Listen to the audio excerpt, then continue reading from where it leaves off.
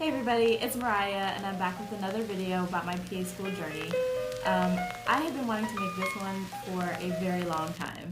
This is the video where I talk about my entire PA school application process from start to finish. Really even before it officially started. I'm going to talk about my GPAs, I'm going to talk about the schools that I went to, the things that I did to bring up my GPA, volunteering, shadowing, everything. I want to preface this by saying that my experience is different from many of yours, I'm sure. And I just want to say that any advice that I give in this video is strictly from my own experience. I'm not an expert in this area. I am not on PA school admission boards.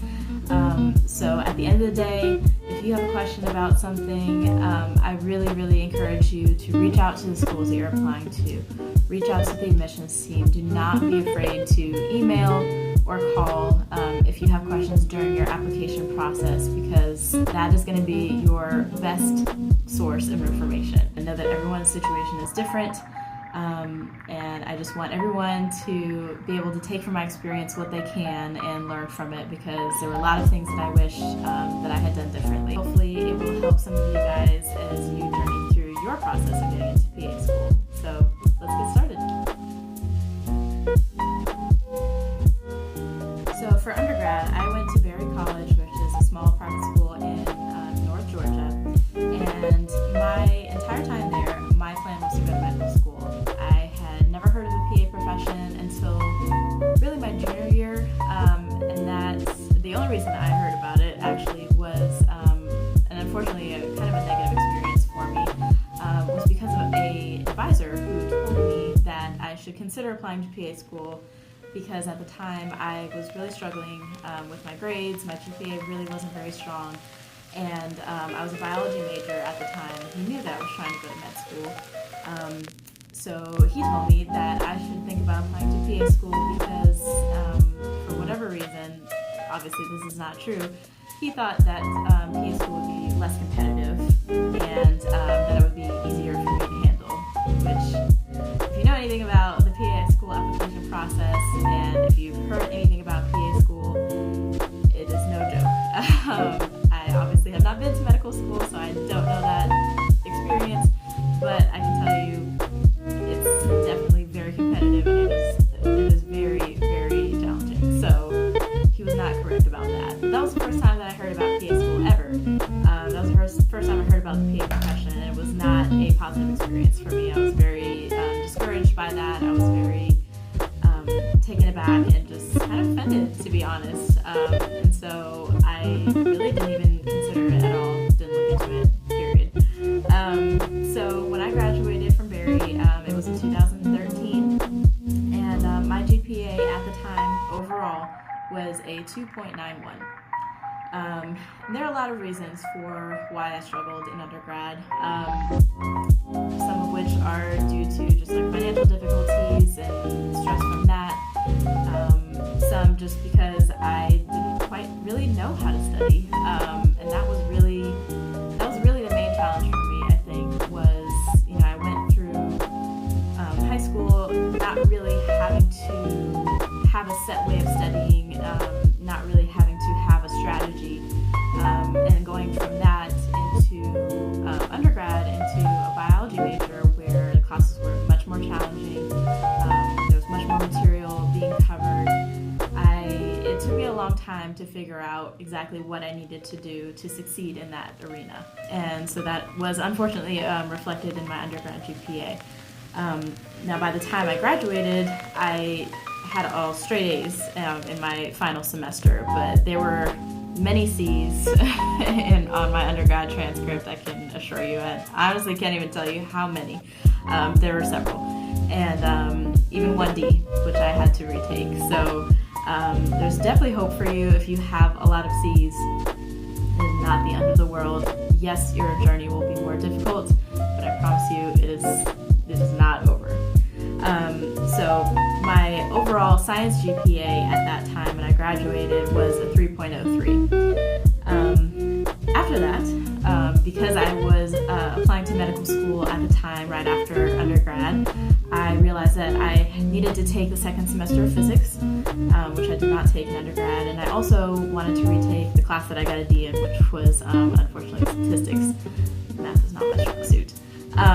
So I went to the University of Georgia and retook that statistics class along with the physics class, and was able to do well in those classes. Now, during this time, I was, like I said, still planning to apply to med school, and I did eventually apply. I did eventually get an invitation to interview, and I was waitlisted, but I didn't end up getting in. That was later, 2013, 2014 is when I had that interview and found out that I didn't get in. So in 2014, I had to take a step back, and I really had to take stock of where I was, what I was doing, was med school even really what I wanted. And that is when I came across the article about the PA profession and how it compared to MD, and it talked about everything from like the lifestyle to the fact that you're done in 2 years as opposed to 4+, depending on what your specialty would be. And I was immediately just like, wow, yeah, this is exactly what I want to do. It checks all the boxes for me. It allows me to practice medicine. It allows me to help people in this capacity.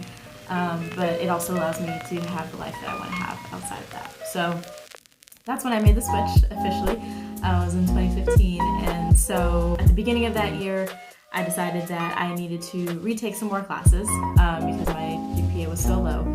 So I went back to a local school called GGC, Georgia Gwinnett College, and I decided to take an immunology course there, which I had not taken before, and I also took OChem, which was actually a retake for me. And I was also working full-time at that time, and I know that's something that a lot of people struggle with, taking classes and trying to work full-time. I couldn't just work, and I couldn't just take classes, unfortunately. I had to do both. And so something that I struggled with, and which eventually led to me deciding to drop that OChem class, was the fact that I just felt like I couldn't handle it all at that time, between working full-time and trying to take these challenging science classes. I had to recognize that I wasn't going to do as well as I wanted to. And so I made the decision to drop the OChem course and just focus on the immunology, which worked out in my favor because it was really valuable information that I got there, and I ended up getting an A in that class. So if you're in a situation like that where you're maybe retaking classes, you're taking classes and trying to work at the same time, there's something to be said for being able to balance a full work schedule and school. It definitely is a good thing that you can point to on your applications and in interviews as a way of showing that yes, you can handle a large amount of work, and that you can stick to a schedule, all those kinds of things. I think that's great. But if you were like me in that situation and you're struggling, I would say think about just focusing on the things that you can handle, because at the end of the day, if you're retaking a class or if you're taking a class to improve your GPA, that is your goal in that moment. It's not to prove that you are capable of handling a 40-hour work schedule and 5 classes at a time. Your goal is to bring that GPA up so that you can be a competitive applicant for PA school. And so I would just put that suggestion forth. And finally, last but not least, the last of my school experiences was at PCOM, Georgia, which is a medical school, but they also have a graduate program. They also have pharmacy and a PA program as well.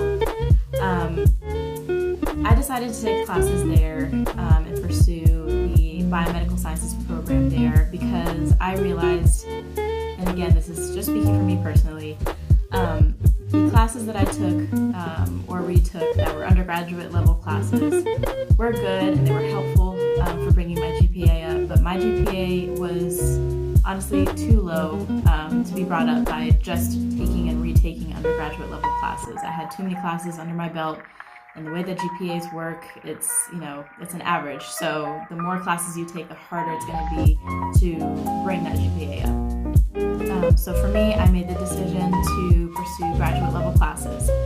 Now this is something that I was put forth to people as an option. not a solution for everybody, but for me, it was great.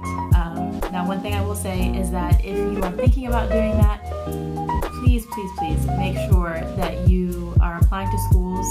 Once you are ready to apply to PA school, they are applying to schools that take graduate level classes, because I found out the hard way that not all of them do. There are some schools out there, I don't know how many there are, but there are some that primarily or strictly only focus on your undergrad GPA, and they will not consider your graduate GPA at all. And so there were two schools that I specifically ran into that issue with and found out the hard way. So definitely do your research if that's something that you're thinking about doing. Definitely do your research before you send your applications through CASPA to these schools, because you will find out the hard way, and I don't want that. So I started the program at PCOM Georgia in August of 2017, and by the time I left there, my GPA, my graduate level GPA, was a 3.62. And for me, that was such an accomplishment. It was really a time where I was focused, I was dedicated, I decided that this was what I needed to do to get into PA school, and I was very excited about it. It was difficult.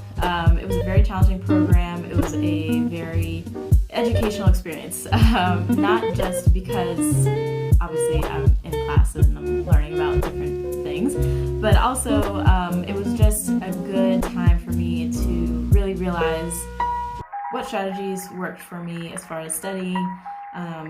I found out that I study better when I'm studying with at least one other person, if not in a group. I learned about different study styles and the ways that I best absorb information. It was just a really great time. It definitely had its ups and downs, but it was a really great experience overall. I'm really glad that I did it. As far as patient care experience goes, for me, I chose to go the route of medical assistant. There's lots of different routes that you can take for this, as I'm sure you know. You can do EMT, you can do CNA, there's so many options. But I decided to go the MA route.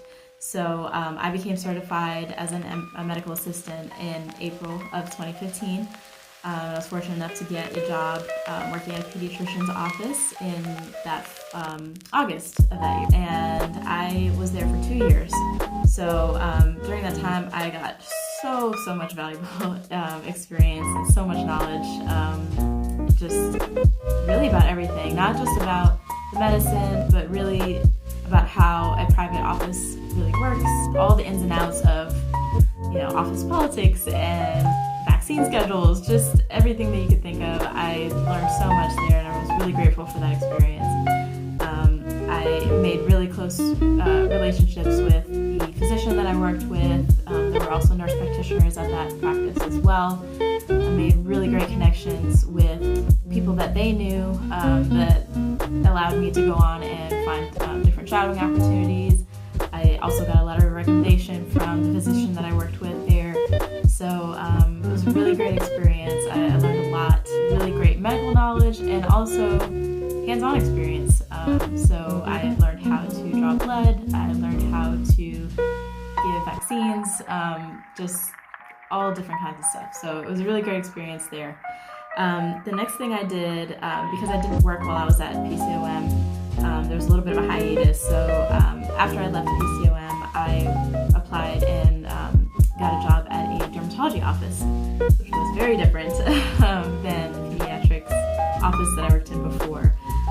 But again, a really great experience, knowledge-wise. I learned so much there, and I was there only for about 7 months before I got into PA school and before I had to leave there to prepare to move here for school.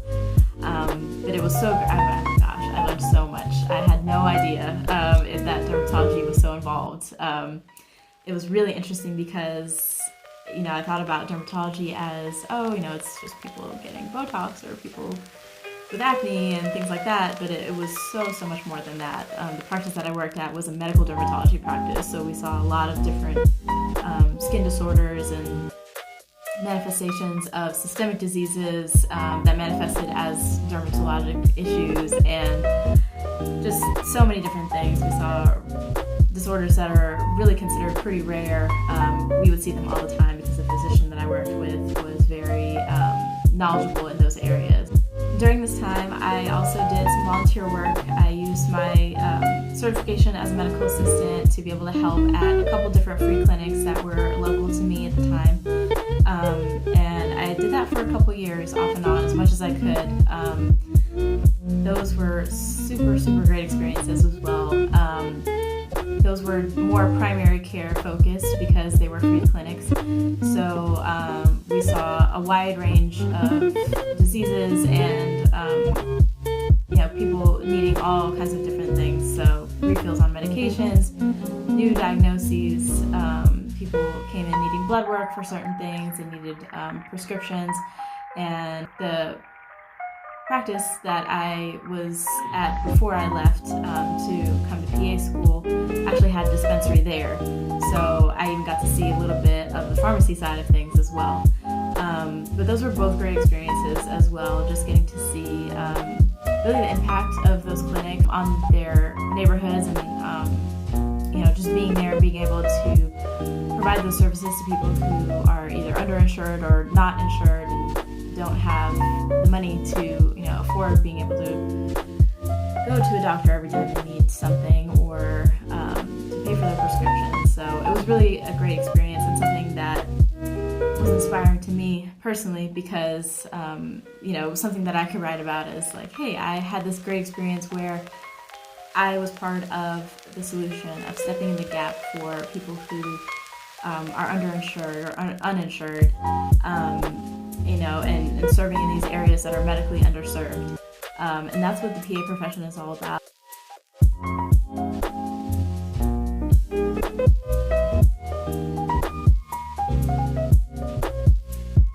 As far as the GRE goes, I took it one time. I took it in July of 2015, and I didn't do as well on one of the sections as I would have liked, but I decided not to retake it. And this is really a decision that is based on the schools that you're applying to, ultimately, because some of them do look at your composite score and are satisfied if that is over a certain number, and then some of the schools look at your individual scores within the test and they want to see a certain percentile with those sections. So really important, again, to do your research about the schools that you're applying to see what specifically they're looking for as far as the GRE. I was very careful to apply to schools that wanted a certain number as far as the overall score for the GRE when I was applying, and I did just fine with that.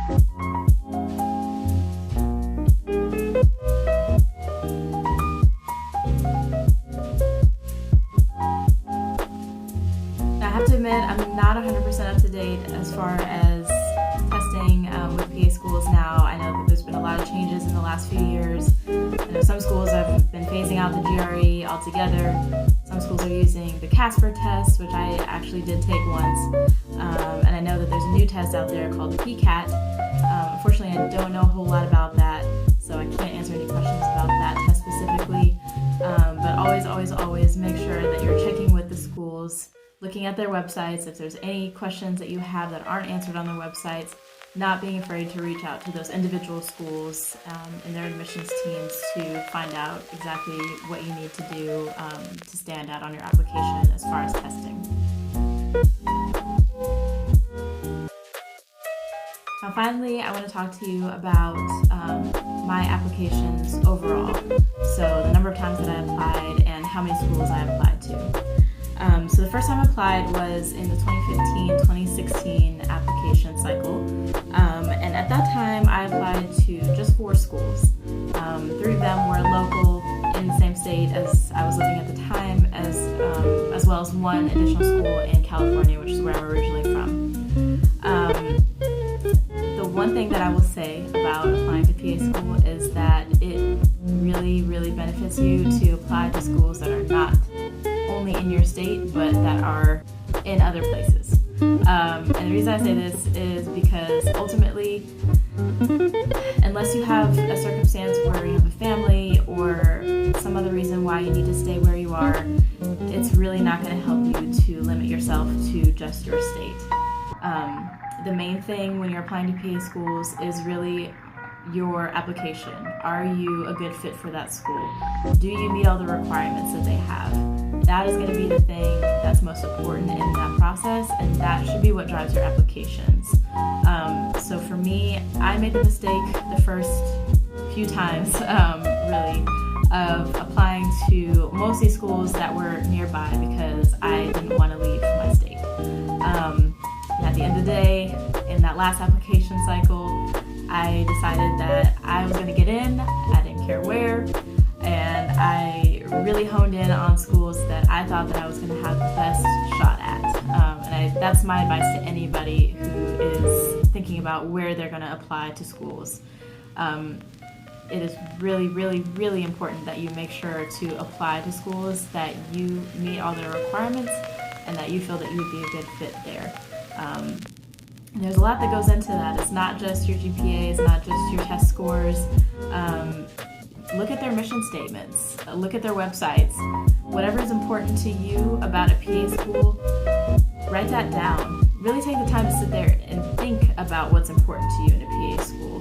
Do you want a program that's a little bit smaller? Do you want a program that is more diverse? All of those things are important and should be considered.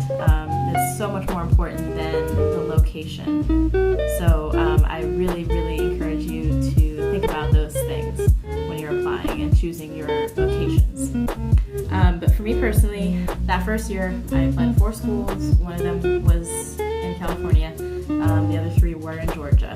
I did not get in that year, obviously, and I didn't get any invitations for interviews until my last application cycle, which was the 2018-2019 cycle. So the next year that I applied, 2016-2017, I applied to 2 additional schools, so overall 6 total. That time, again, I was focused on schools that were either in Georgia or in neighboring states, which again, looking back, I wish that I had really focused on what schools I was a best fit for as far as my application and my qualifications. But the next year, 2017-2018, I just applied to 2 schools that I can remember that year. I was already in the biomedical sciences program at PCOM, so I applied late in the cycle. It was really just to kind of see, if the grades that I had gotten so far would be enough to help me get into a program, and unfortunately it turned out not to be. The following year, 2018-2019, that is when I pulled out all the stops and I decided, okay, I went through every program that was accredited, and I really just threw the location idea out the window. And I was like, okay, I am just going to focus on what schools I would be a good fit for, what schools I qualified for based on my GPA and my GRE scores, and I came up with a list of 14 schools, and I applied to 14 different programs that year, and that was the most that I had applied to, and it was a lot of money involved in that. I actually had to break it up over the course of 2 rounds because I was working at the time, and trying to pay for that was a bit much, so I had to apply to some in the earlier parts of the cycle and decide which schools I want to apply to earlier in the cycle, and save the rest for a little bit later. So I did that in total, applied to 14 different schools, all over the place, really all over the place. Did not limit myself as far as location, and I was rewarded for my efforts in that. So that was the first time that I got interview invitations, and obviously that was the first time that I got acceptances.